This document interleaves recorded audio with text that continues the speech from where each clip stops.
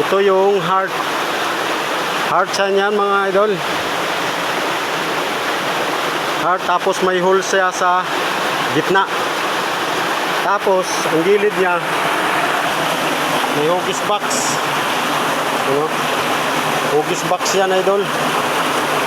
Tapos yung hinukay ko dito mga idol, ano siya, nakabox siya, tapos yung ibabaw parang triangle na may arrowhead. So tingnan natin, ito yung nahukay ko. Yan. Yan idol.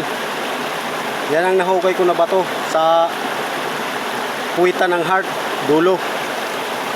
Parang ano siya, parang pabak siya, pero pag ganyan, pointer siya. Ito yung matulis.